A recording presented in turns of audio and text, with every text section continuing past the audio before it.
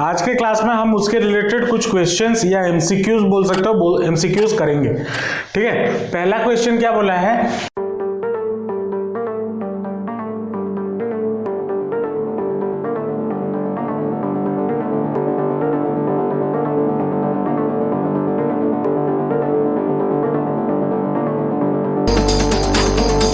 the length of a given cylindrical wire is increased by 100% due to the consequent decrease in diameter. The change in the resistance will be. अब यहां पे question में क्या बोला है, length of the given cylindrical wire is increased by 100%। मतलब अगर मान लेट जो ओरिजिनल है, ओरिजिनल और न्यू, ओरिजिनल लेंथ उसका कितना था, मान लो लेंथ था ओरिजिनल में उसका लेंथ L था, और जब 100% बढ़ाया गया, 100% बढ़ाना का मतलब क्या होता है, अगर उसका लेंथ मान लो 1 मीटर है, उसको 100% बढ़ा दिया गया तो मतलब उसका लेंथ कितना हो जाएगा। अगर एक वायर है जिसका लेंथ 1 मीटर है, उसको अगर 100% बढ़ाया जाए तो उसका नया लेंथ कितना हो जाएगा।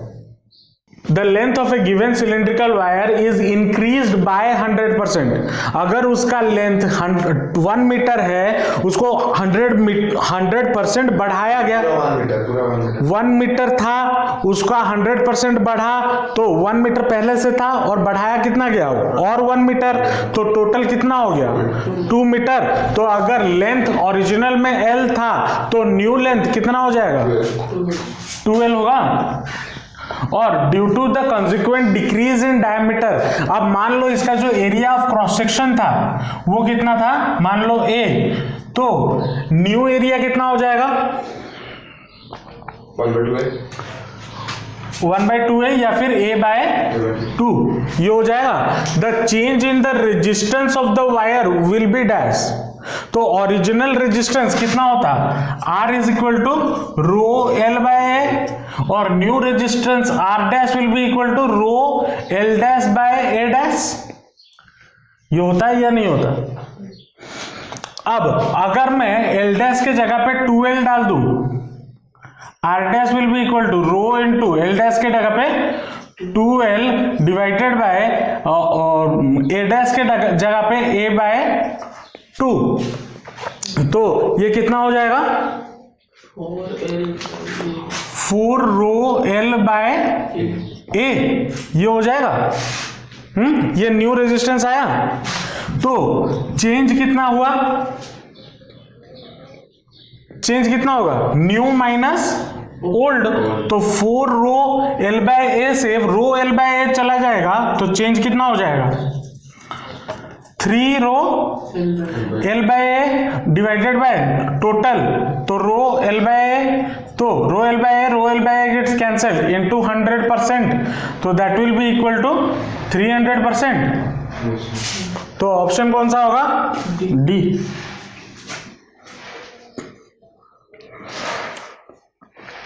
ये जो साइड में मैं कर रहा हूं उसको लिखते हो या नहीं। चलो नेक्स्ट क्वेश्चन पे आते हैं। नेक्स्ट क्वेश्चन क्या बोला है, नेक्स्ट क्वेश्चन बोला है if a wire is stretched to make it 0.1% longer its resistance will dash. अब यहां पे थोड़ा दिमाग लगाना, क्या हमें क्या बोला है, एक वायर है जिसको स्ट्रेच किया गया 0.1% उसका बढ़ाया गया, उसका लेंथ को बढ़ाया गया, तो अगर लेंथ बढ़ेगा तो रेजिस्टेंस क्या होगा, बढ़ेगा या घटेगा, बढ़ेगा। मतलब ये दो ऑप्शन में से कुछ नहीं होगा, डिक्रीज वाला जो ऑप्शन है, लेंथ को बढ़ा रहे हैं ना, तो डिक्रीज तो होगा नहीं, तो ये दो ऑप्शन गए। तो आंसर ये दो ऑप्शन में से कुछ एक होना चाहिए। ठीक है, अब उसके लिए हम कैलकुलेशन बिठाएंगे।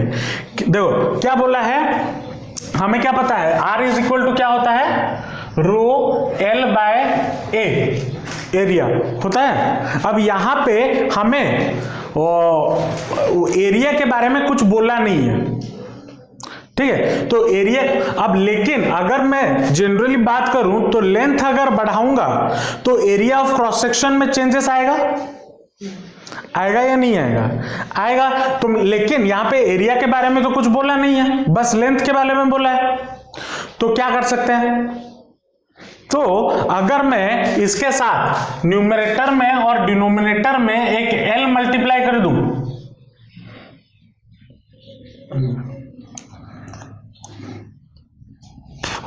अगर L मल्टीप्लाई कर दूं तो that will be R is equal to कितना हो जाएगा? Rho L square upon A into L, area of cross section into length, कितना हो जाता है? वॉल्यूम। अब जो वायर है उसका वॉल्यूम तो कभी चेंज नहीं होगा, वॉल्यूम चेंज होगा? नहीं होगा। तो जो रेजिस्टेंस है वो लेंथ के साथ कैसे प्रोपोर्शनल है? डायरेक्टली प्रोपोर्शनल है, with a directly proportional to L का स्क्वायर के साथ। हाँ या ना?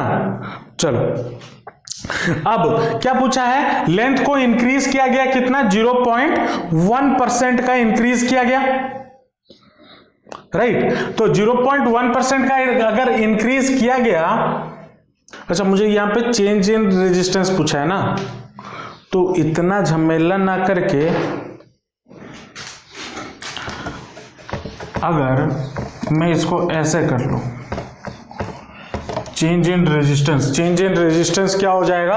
Delta R by R is equal to क्या हो जाएगा? Delta L upon L, change in length by L, ये होगा या नहीं होगा? इनटू उसके साथ ये एज बिकॉज ये स्क्वायर है तो 2 आ जाएगा। इसको ऐसे भी कर सकते हैं, ठीक है? तो चेंज इन लेंथ कितना है? 0.1%, तो 0.1 into 2 which is equal to कितना हो गया? 0.2 हो गया। और इंक्रीज होगा तो ये परसेंटेज में इंक्रीज होगा तो बिट बी हमारा आंसर है। चलो नेक्स्ट क्वेश्चन क्या बोला है? By increasing the temperature the specific resistance of a conductor and a semiconductor. Bit A में बोला है increases for both, bit B में बोला है decreases for both, bit C में बोला है इंक्रीजेस डिक्रीजेस रेस्पेक्टिवली, और बिट डी में बोला है डिक्रीजेस इंक्रीजेस रेस्पेक्टिवली। जब लास्ट क्लास में रिवीजन करवा रहा था उस टाइम पे बोला था ऐसा क्वेश्चन एग्जाम में आ सकता है, और ये क्वेश्चन एग्जाम में आया हुआ है, जेईई मेन का क्वेश्चन है, ठीक है? क्या पूछा है? अगर मैं टेम्परेचर को बढ़ाता हूं तो रेजिस्टिविटी इन ए कंडक्टर क्या होता है? बढ़ता है, और सेमीकंडक्टर में क्या होता है? घटता है। तो कौन सा ऑप्शन होगा? बिट सी, ठीक है? चलो नेक्स्ट क्वेश्चन पे आते हैं। नेक्स्ट क्वेश्चन क्या बोला है? A 3 volt battery with a negligible internal resistance is connected in a circuit as shown in the figure. The current I in the circuit will be dash. चलो इसको solve करना है। अब यहां पे सर्किट हमें गिवन है। अब सर्किट अगर गिवन है तो यहां पे मुझे क्या निकालना है? मुझे करंट आई निकालना है, और आई कहां पे फ्लो कर रहा है? इधर फ्लो कर रहा है, इस वाले ब्रांच में, ठीक है? तो करंट आई, तो नेट रेजिस्टेंस कितना हो जाएगा? इक्विवेलेंट रेजिस्टेंस कितना हो जाएगा? ये दोनों क्या है? सीरीज में है। जो टर्मिनल है हमारा वो ए और सी टर्मिनल है, ये दोनों सीरीज में है एंड टू एंड, और ये दोनों इससे क्या है? पैरेलल है। तो नेट रेजिस्टेंस या आर इक्विवेलेंट कितना हो जाएगा? R equivalent will be equal to 3 + 3 6, तो 1/6 + 1/3 विच इज इक्वल टू 6, 1 + 2, तो 3/6 विच इज इक्वल टू 1/2, तो नेट आर इक्विवेलेंट हो गया आपका 2, और पोटेंशियल V आपको कितना गिवन है? 3 वोल्ट, तो करंट इक्वल टू कितना हो जाएगा? V इक्वल टू क्या होता है? IR, तो I will be equal to V/R, तो 3/2 which is equal to 1.5 ampere. तो आंसर कौन सा है? Bit B. समझे? चलो नेक्स्ट क्वेश्चन पे आते हैं। नेक्स्ट क्वेश्चन क्या बोला है? An energy source will supply a constant current into the load if the internal resistance is zero, bit B में बोला है non zero but less than the resistance of load, bit C equal to the resistance of the load, bit D very large as compare to the load resistance. ये हम कब कर रहे थे? ये मैं करवा रहा था जब हम कॉम्बिनेशन ऑफ सेल्स में maximum condition for maximum current के बारे में बात कर रहे थे। याद करो,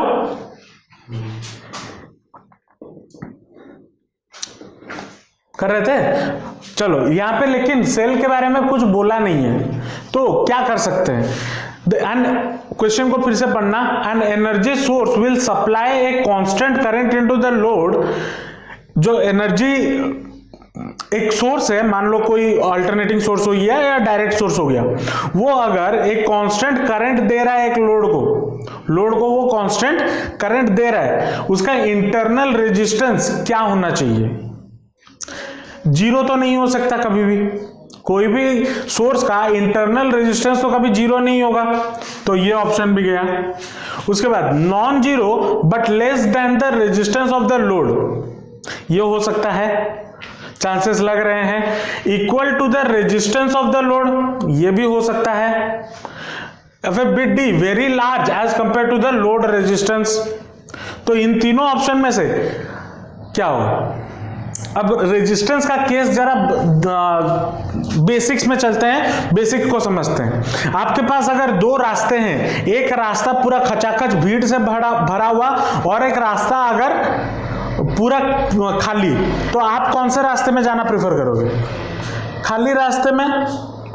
तो खाली रास्ते में जाने के लिए अब अगर इधर आए, अगर आपके पास दो रास्ते हैं, एक तरफ में आपका रेजिस्टेंस ज्यादा मिल रहा है और एक तरफ आपका रेजिस्टेंस कम मिल रहा है, तो करंट किस रास्ते से जाना पसंद करेगा?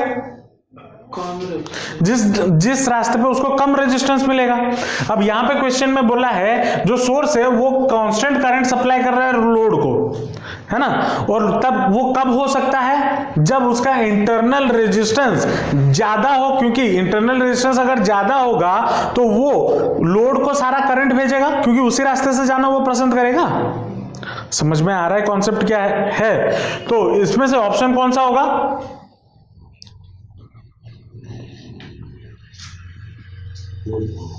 बिट डी होगा, very large as compare to the load of the load resistance, ये होगा।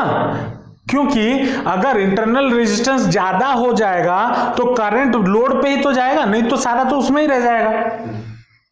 समझ रहे हो? तो ऑप्शन क्या होगा? Bit D. चलो नेक्स्ट क्वेश्चन पे आते हैं। नेक्स्ट क्वेश्चन क्या बोला है? A heater coil is cut into two equal parts and only one part is now used in the heater. The heat generated will now be doubled 4 times, 1/4 और half। क्या होगा? b square by r into T, ये होगा। अब मान लो आपके पास एक wire है, उसको अगर मैं आधा कर दूं, काट दूं, तो उसका रेजिस्टेंस क्या हो जाएगा? मारी गाल फटे देवी। गोटे वायर अच्छी, सपोज एटा गोटे पेन, यार गोटे रेजिस्टेंस अच्छी, मुझे अधा काटिकी फोपाड़ी देली, आउ गोटे अधा बंचिला, से जो अधा बंचिला तार रेजिस्टेंस केते हो? धरो गोटे वायर रो रेजिस्टेंस 10 ओम, उससे आधा में काट के फेंक दिया, तो और जो आधा बचा उसका रेजिस्टेंस कितना होगा? हाँ, 5 ओम उसका आधा होगा ना। तो यहां पे क्या बोला है? A heater coil is cut into two equal part, दो इक्वल पार्ट में तोड़ा गया, only one part is now used in the heater. तो मतलब रेजिस्टेंस क्या हो जाएगा? आधा हो जाएगा, घट जाएगा क्या? आधा तो हो जाएगा, इक्वल पार्ट में तोड़ा है, आधा हो जाएगा। तो अगर मान लो जनरली जो क्या बोले ओरिजिनल वाला जो केस था, उसमें मान लो इतना हीट जनरेट हो रहा था, ठीक है, और नया जो बना, नया जो हमने वायर लगाया, तो H dash will be equal to V square by R by 2 into T, ये होगा या नहीं होगा? अब अगर इसको मैं डिवाइड कर देता हूं दोनों इक्वेशन को, दोनों इक्वेशन को अगर मैं डिवाइड कर देता हूं तो मुझे रेशियो क्या मिल रहा है, देखते हैं। h dash by h will be equal to कितना, v square by r by 2 whole divided into t whole divided by v square by r into t। तो t gets cancelled, v square gets cancelled, तो r by 2 into 1 by r था, तो ये हो गया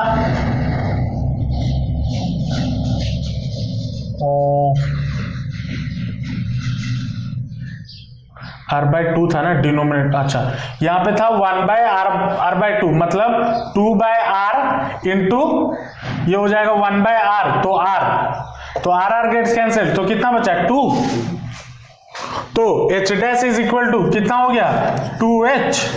तो heat पहले से क्या हो गया, डबल हो गया, तो ऑप्शन क्या हो जाएगा बेटे, समझे। नेक्स्ट क्वेश्चन पे आते हैं। नेक्स्ट क्वेश्चन क्या बोला है, the Kirchhoff's first law and second law are respectively based on. बेटे में गिवन है conservation of momentum and conservation of charge. Momentum तो आता नहीं है केसीएल में, तो पहला ऑप्शन नहीं होगा। उसके बाद conservation of charge, conservation of energy हो सकता है। बिट सी में conservation of charge, conservation of momentum, ये भी नहीं होगा, मोमेंटम आ रहा है। और बिट डी में बोला है conservation of energy, conservation of charge. अब इन दो ऑप्शन में से कोई एक ऑप्शन है। अब हमें इसमें अगर एक चीज पता हो जो कि पूरा सही हो तो ऑब्वियसली दूसरा वाला हमें पता चल जाएगा। हमें पता है जो किरचॉफ्स फर्स्ट लॉ या केसीएल जो होता है, जंक्शन लॉ, ये मैंने लास्ट क्लास में बताया था, ये based on conservation of charge, charge पे बेस्ड होता है। तो कौन सा वाला ऑप्शन होगा, बिट बी।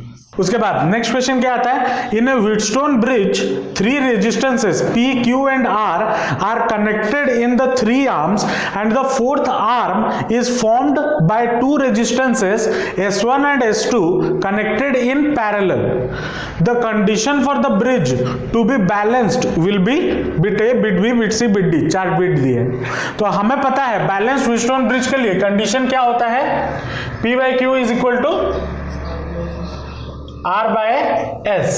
अब P Q R तो हमें गिवन है, लेकिन S वाला जो कंडीशन है यहाँ पे S इक्वल टू कितना है, 2 रेजिस्टेंसेस पैरेलल में ऐड है। तो पैरेलल में है मतलब 1 by S1 plus 1 by S2।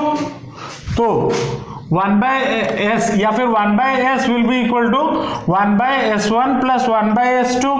तो that will be equal to कितना, S1 S2 और ऊपर होगा S1 प्लस S2, ये होगा। तो S will be equal to कितना, S1 S2 divided by S1 plus S2, ये होगा। अब इस S का वैल्यू यहाँ पे डाल दो, तो P by Q will be equal to R whole divided by S1 S2 divided by S1 plus S2 which will be equal to कितना, R into S1 plus S2 divided by S1 S2। तो कौन सा option हो गया, bit D.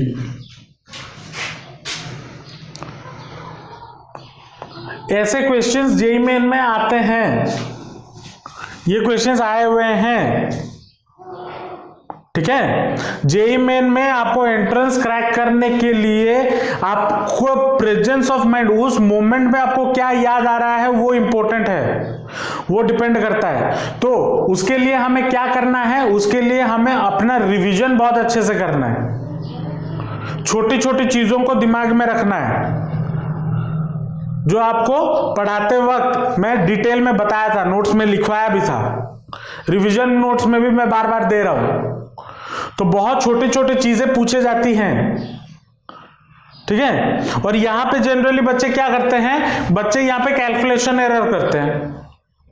चाहे तुम्हें 1 minute और extra क्यों ना लगे, पूरा कैलकुलेट करके सॉल्व करना, आंसर तो गलत नहीं आएगा, ठीक है। चलो नेक्स्ट क्वेश्चन पे आते हैं। नेक्स्ट क्वेश्चन क्या बोला है, a wire is drawn such that its radius changes from R to 2R, the new resistance is. अब इसका मतलब क्या हो गया, एक वायर है जिसको खींचा गया या ऐसे बनाया गया, उसका रेडियस पहले r था, फिर उसका रेडियस डबल कर दिया गया, है ना। तो रेडियस अगर r था और रेडियस उसका क्या था, r था, और न्यू में कितना हो गया, 2r हो गया ना। तो अगर इसका एरिया ऑफ क्रॉस सेक्शन फिर कितना हो जाएगा, पाई आर स्क्वायर। तो पाई आर स्क्वायर और इसका एरिया ऑफ क्रॉस सेक्शन कितना हो जाएगा, पाई 2r का whole square, which is equal to pi 4 pi r square, ये बन जाएगा। अब इसका लेंथ मान लो कितना था, l, तो इसका लेंथ कितना हो जाएगा, इसको ऐसे समझना, समझो, एक गलती किया, यहां पे लेंथ 4 गुना छोटा होगा। कैसे 4 गुना छोटा होगा, समझो, इसका अगर मैं इसको दबाऊंगा, यहां पे अगर देखो, अगर मैं r को 2 टाइम्स कर रहा हूं तो एरिया कितना हो जा रहा है, 4 टाइम्स हो जा रहा है, एरिया 4 टाइम्स हो जा रहा है ना। तो अगर एरिया 4 टाइम, एरिया और लेंथ का रिलेशन है, रेडियस का नहीं, तो एरिया 4 टाइम्स हो जा रहा है, तो लेंथ कितना रिड्यूस हो जाएगा, 4 टाइम्स रिड्यूस होगा। हाँ, वहीं पे मैंने गलती किया था। तो ये हो जाएगा l/4, तो ये हो जाएगा 4 × 16, तो ये हो जाएगा 16, तो कितना हो जाएगा 1/16 टाइम्स। तो बिट डी हमारा आंसर है, ठीक है। चलो नेक्स्ट क्वेश्चन पे आते हैं। नेक्स्ट क्वेश्चन क्या बोला है, चूज द करेक्ट स्टेटमेंट। चलो ऐसा क्वेश्चन भी आ सकता है आपको, when we heat a semiconductor its resistance increases, ये पूछा है। अब सेमीकंडक्टर के लिए हमने क्या पढ़ा था, अगर मैं टेम्परेचर बढ़ाता हूं तो सेमीकंडक्टर के लिए रेजिस्टिविटी क्या होता है, डिक्रीज होता है। अगर रेजिस्टिविटी डिक्रीज होगा तो रेजिस्टेंस डिक्रीज होगा।